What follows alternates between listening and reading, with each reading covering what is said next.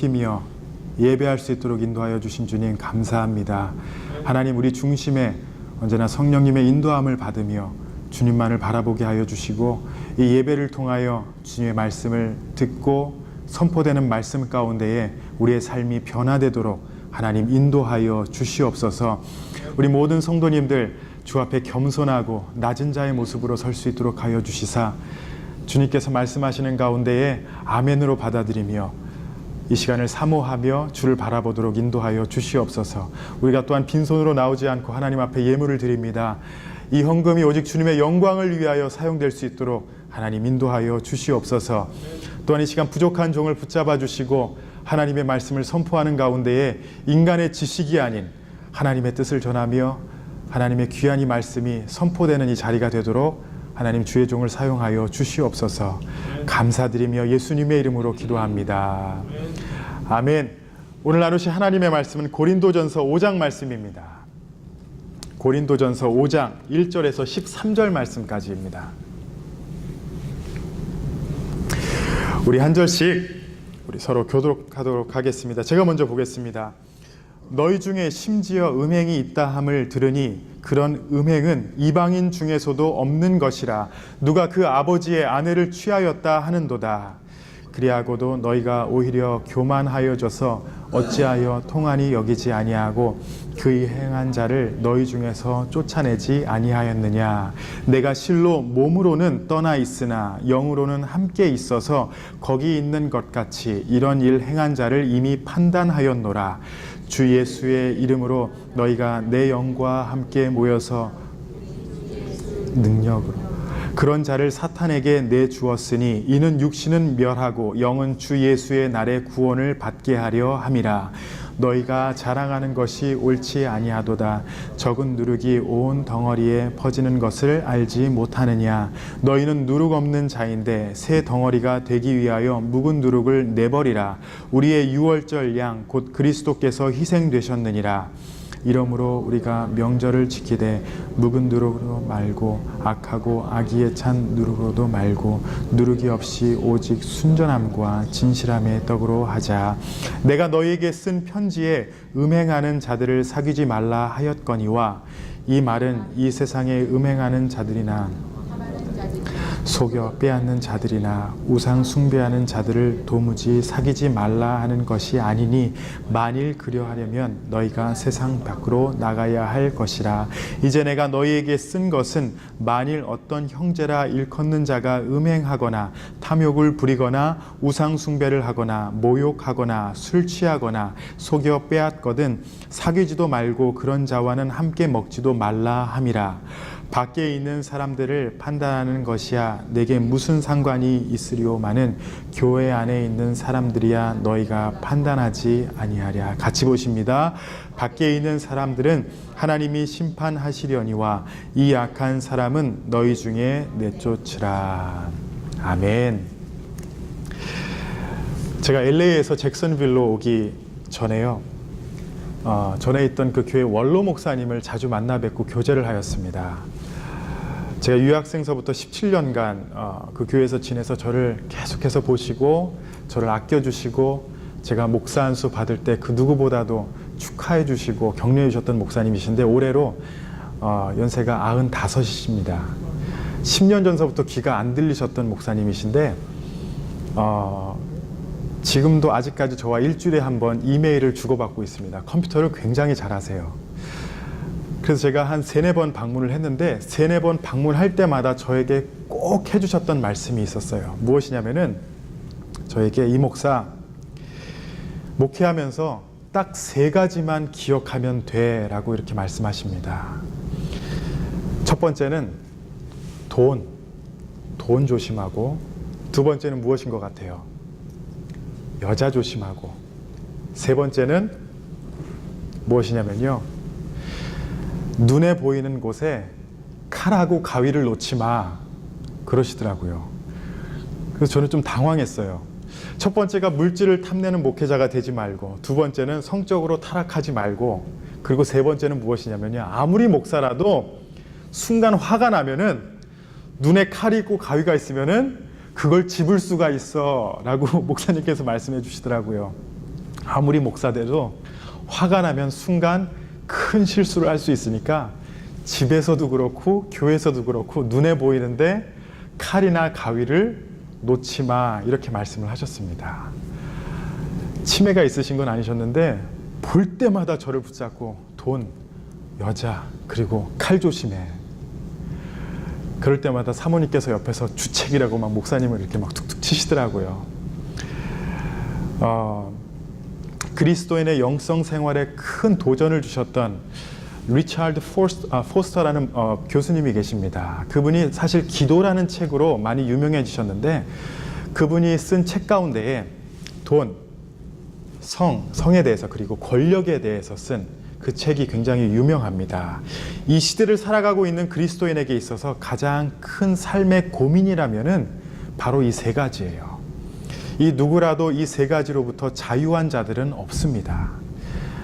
이 세 가지는 악한 것도 아니고 선한 것도 아니라 하나님 안에서 어떻게 다스려지고 사용되어지느냐라는 것이, 그것이 중요한 것입니다. 이 세 가지를 통해서 우리가 죄를 지을 수도 있고, 또 이 세 가지를 통해서 하나님께 영광을 돌릴 수가 있습니다.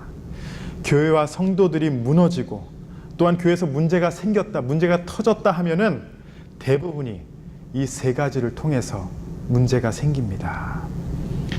고린도 교회 또한 비슷한 상황이었습니다. 바울은 고린도전서에서 첫 번째 시급한 문제인 분쟁의 문제를 다룹니다.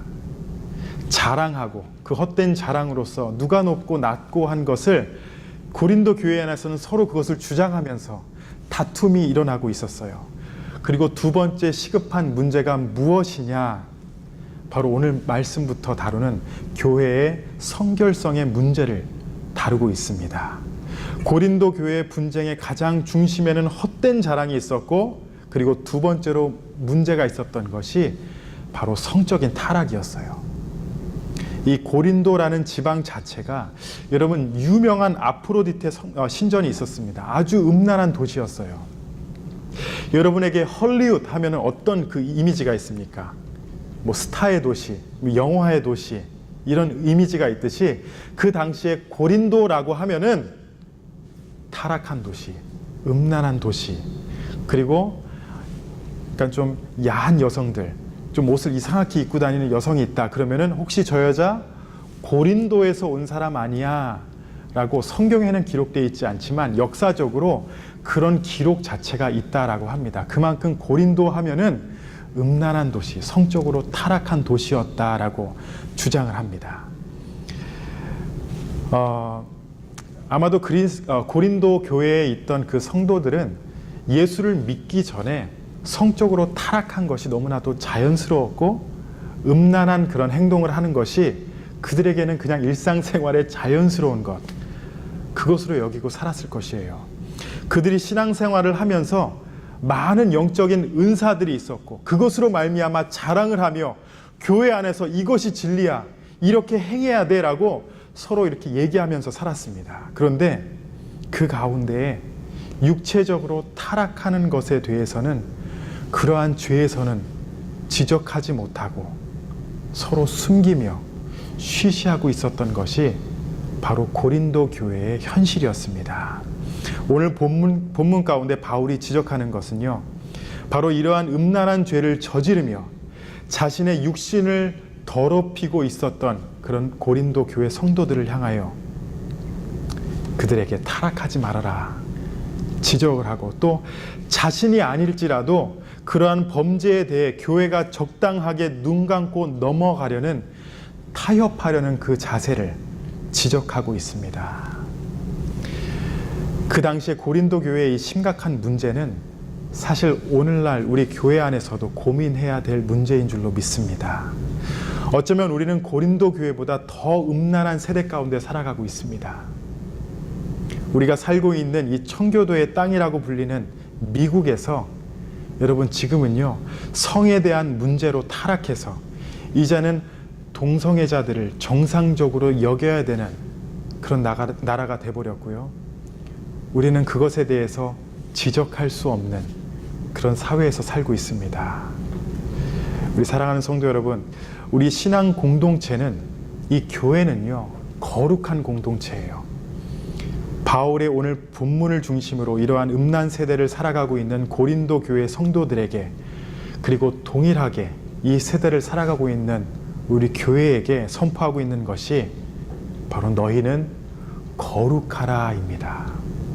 구별되이 살아라, 세상과 타협하지 말아라 라는 것이 바울이 선포하고 있는 우리를 향한 메시지인 줄로 믿습니다.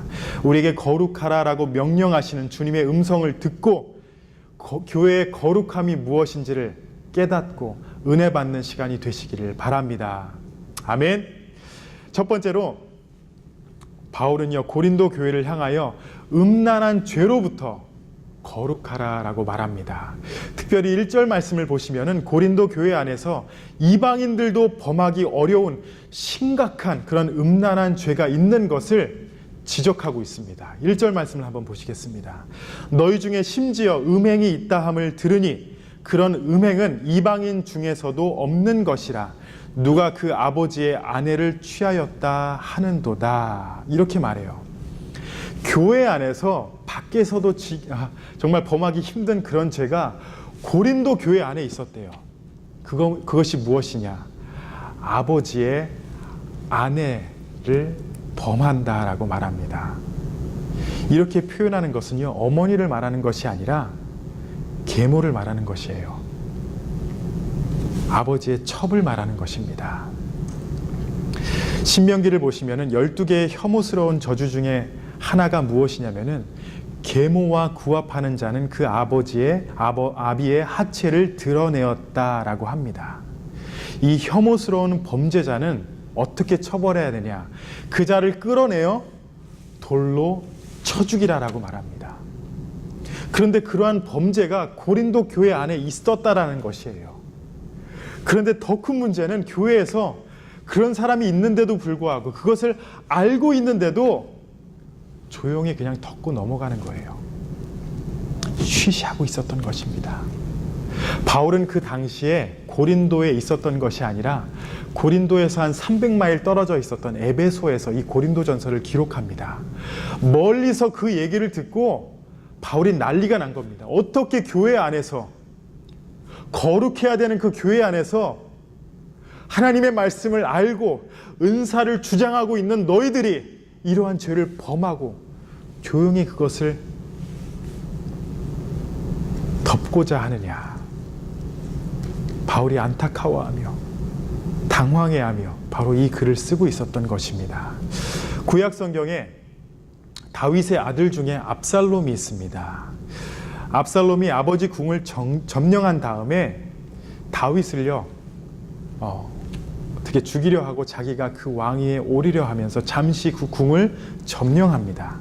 압살롬이 궁을 점령한 다음에 그가 어떤 것을 행했냐면요, 아비의 후궁들을 지붕에서 범했다라고 기록합니다. 다윗의 후궁들을 대놓고 지붕 위에서 범했다라고 합니다. 시대가 점점 더 악해진다라고 여러분 많이 생각하시죠? 지금이 옛날보다 더 악하다. 여러분, 자식이 대놓고 아비의 후궁들을 지붕에서 범했던 시대가 바로 다윗의 시대였습니다. 그리고 또한 열왕기사 2장을 보시면요, 다윗의 또 다른 아들 중에 한 명이 아도니아라는 아들이 있었습니다. 핫깃의 아들 아도니아였는데, 다윗이 아도니아가 아닌 솔로몬을 후계자로 선언하니까 아도니아는 자기가 왕이 될 줄 알았어요. 그런데 솔로몬이 왕이 되니까 성경에 자신이 두려워서 성전의 뿔을 잡아서 겨우 목숨을 구했다라고 합니다. 건졌다라고 해요.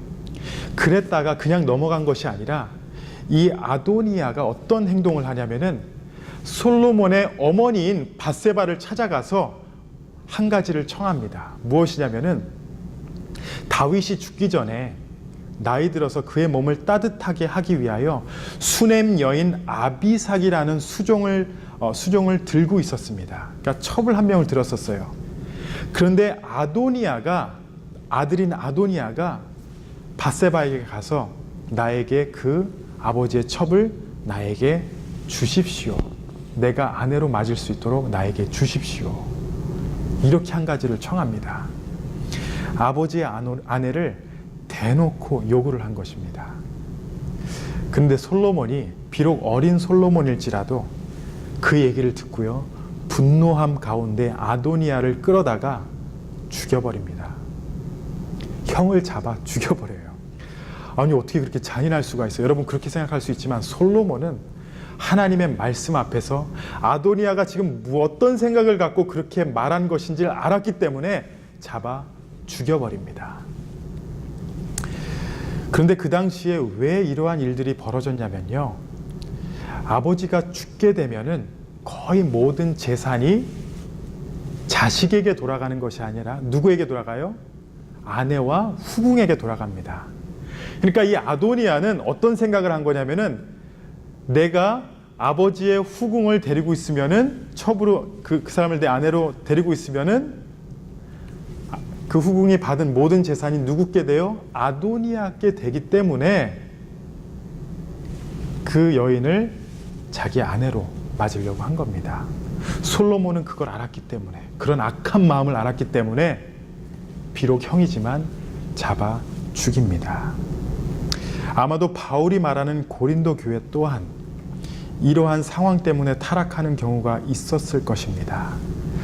재물의 욕심, 물질의 욕심 때문에 아버지의 첩을 데리고 살다든지, 아니면은 단순히 그 고린도라는 지역이 너무나도 타락해서, 너무나도 성적으로 부패해서 그냥 아비의 첩을, 계모를 내가 데리고 있었다라는 그런 두 가지를 우리가 추측을 할 수가 있고 신학자들이 주장을 합니다. 우리가 살고 있는 이 세대도 하나님 앞에서 우리의 거룩함을 여러분 파괴하려고 합니다. 이러한 성적인 타락 외에도 우리는 죄와 타협하며 살아갈 수 있습니다. 세상이 지금 이런데 나도 어느 정도 이렇게 살면 되지 않을까? 우리는 때로 이런 죄와 타협하며 살 때가 있어요. 아무도 모르지만 우리는 얼마만큼 여러분 하나님 앞에 거룩하게 살고 있습니까? 우리의 영혼은 하나님 앞에 거룩을 유지한다라고 주장하지만 여러분의 행동과 육신은 어떻습니까? 내 생각과 내 마음만 거룩하면 돼. 내가 뭐 행동으로 죄를 범하면은 그거는 뭐 또 회개하면 되니까. 여러분, 이런 생각으로 살고 있지는 않습니까? 하나님께서는요, 우리의 영혼이, 우리의 육신이 하나님 앞에 거룩하게 구별되어 살기를 원하신다는 것을 기억하시기 바랍니다. 절대 음행만을 말하는 것이 아닙니다. 우리의 모든 것이 이 세상과 구별되어 거룩하게 살아라라는 것이 바로 하나님의 뜻이고 이 말씀의 선포입니다. 로마서 14장 8절 말씀을 보시면요, 우리가 살아도 주를 위하여 살고 죽어도 주를 위하여 죽나니 그러므로 사나 죽으나 우리가 주의 것이로다. 아멘. 우리가 무엇을 하든지 주의 것으로 주를 위하여 살아가는 자들이 되어야 합니다. 우리의 삶과 우리의 가정이, 우리의 교회가 언제나 이렇게 거룩하게 구별되어 살기를 소망하며 절대 죄와 타협하지 않는 우리 성도님들이 되시기를 바랍니다. 이 세상이 아무리 우리를 혼란스럽게 하고 이 세상이 이것은 당연한 거야, 왜 너만 이러한 것을 행하지 않아? 라고 유혹할지라도 여러분들은요, 거룩한 삶을 유지하며 살아가시기 바랍니다. 아멘. 두 번째로요, 나뿐만이 아니라 교회는 거룩한 공동체가 되어야 합니다.